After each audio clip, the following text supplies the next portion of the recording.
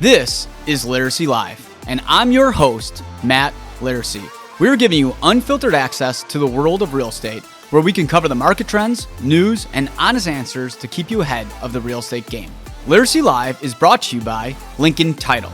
Lincoln Title is the best and most efficient title company in Chicago and is the best place to close your property. Laricy Live is brought to you by Guaranteed Rate and Ben Cohen.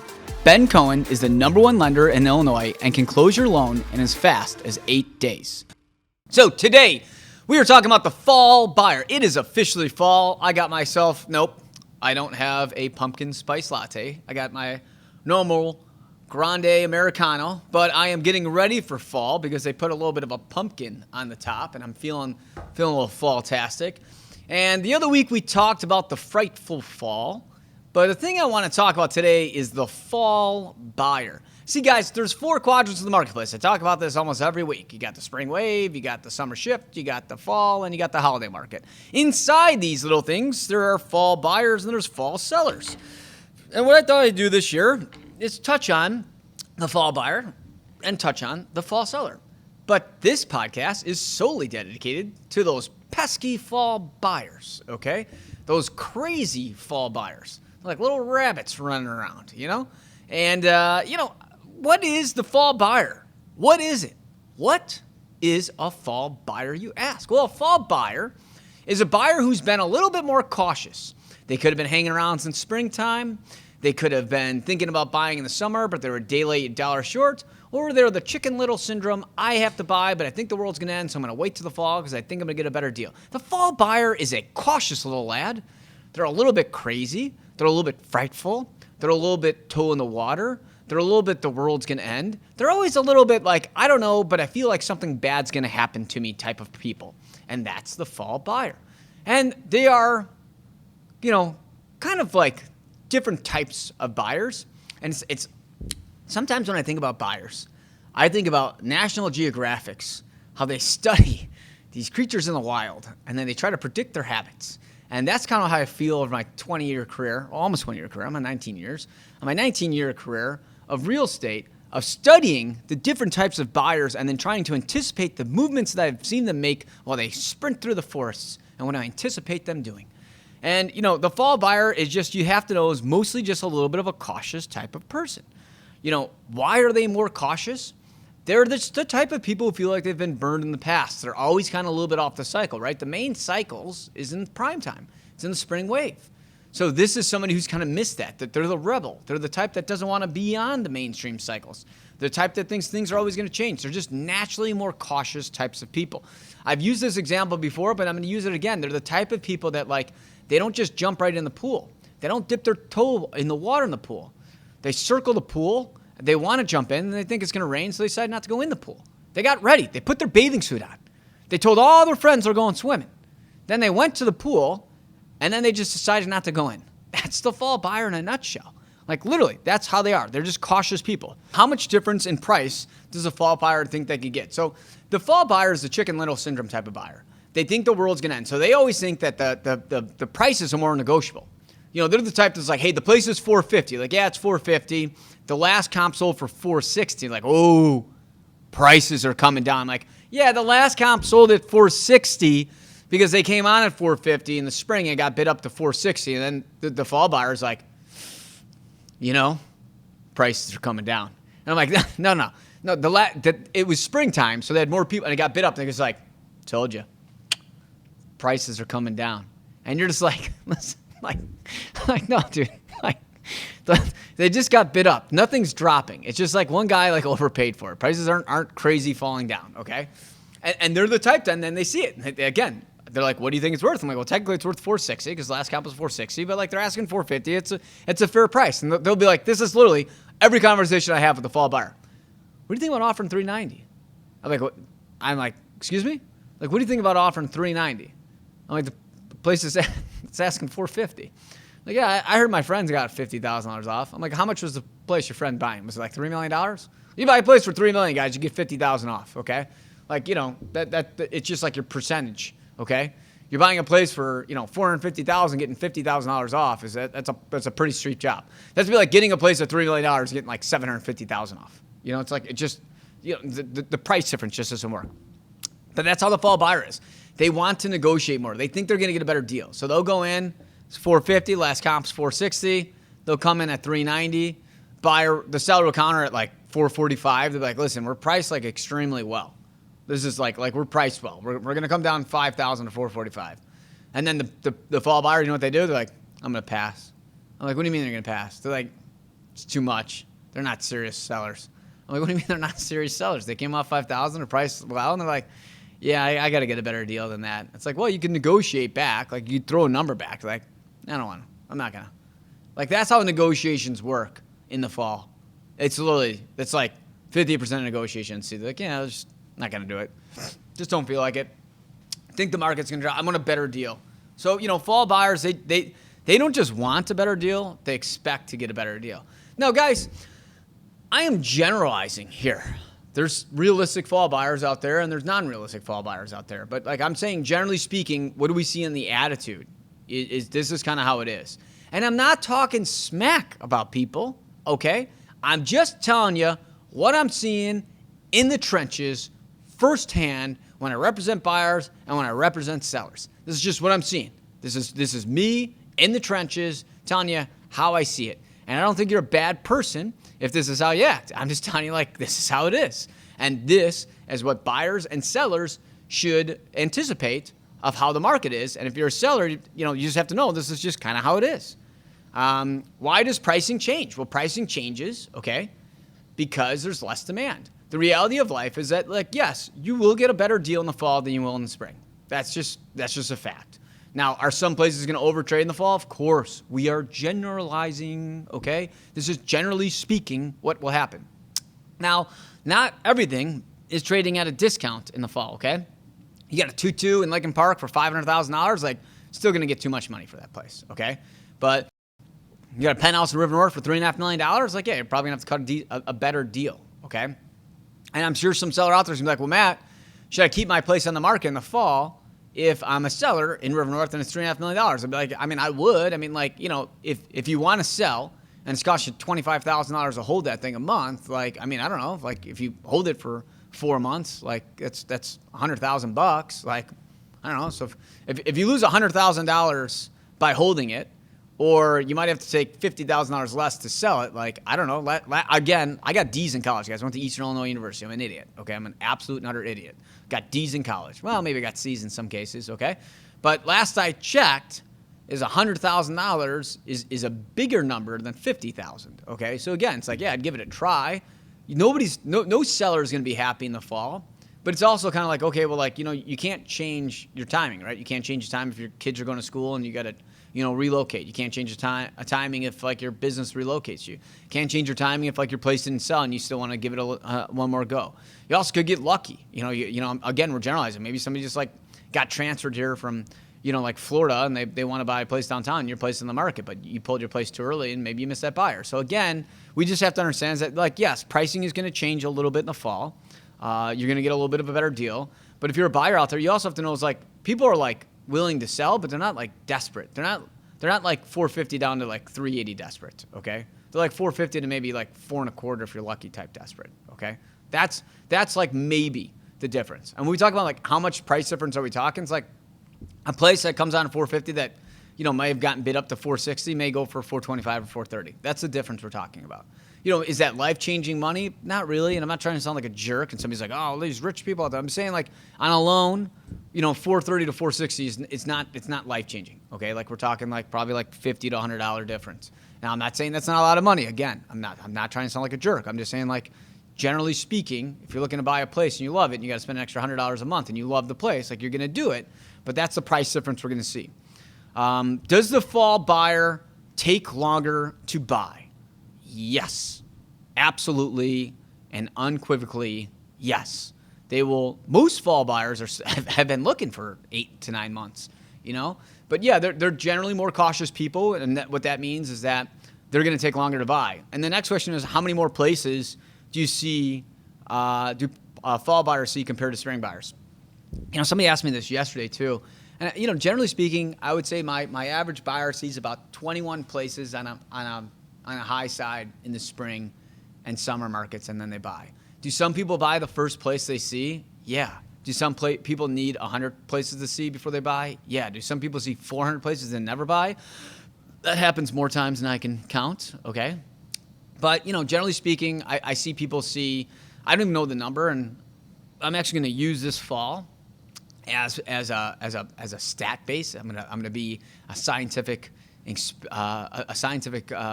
gonna be a scientist doing a scientific experiment, looking to see how many places we show on average to buyers this fall, and I will report back in holiday markets to tell you how many places we see. But I can tell you in the spring we average about 21, which is usually like 3 to 4 times out. Okay, sometimes it's more because they're doing one-offs, like more times out. But generally speaking, that was what we see.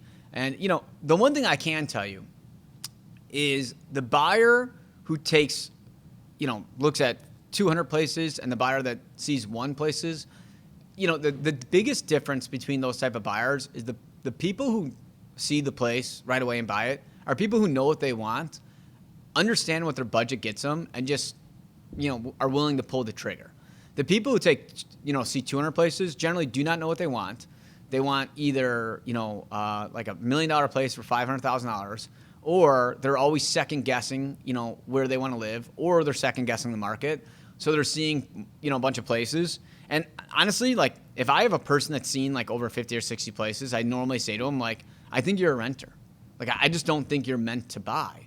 Because if you're really interested in buying and you see the same place 15 different times, and then that place comes up again the next day, and you have to see it within 2 hours notice, and then you see it, and you're like, I love it. I'm like, okay, well, like, this is the 17th time you've done this.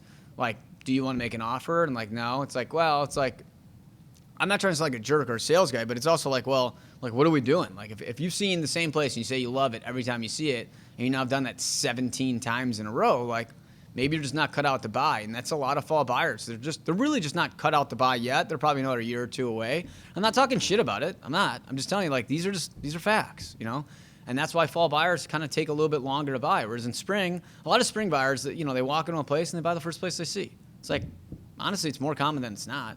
It's because they know what they want. They know what their budget is. They've been, like, a lot of times the spring buyers are kind of studying the market in the fall and holiday season to kind of see, what pops up. So when the spring hits and their lease is coming due, they just jump on it. Whereas the fall buyers, they've kind of been slacking. They haven't really been paying attention. Then when they want to get back in the marketplace or get into looking, they just feel like somebody's out to get them.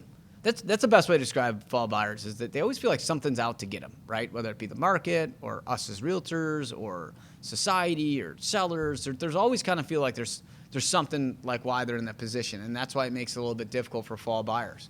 And again, I'm not really trying to, I realize I probably come off as negative to some people out there watching this about it. I'm just being like honest. Like, this is like what we see firsthand. And what I'm trying to do in here is try to teach people who are looking in the fall to understand that, like, this is a great time to buy. Like, don't look at this from a negative Nancy type of way. Don't fall prisoner of the moment.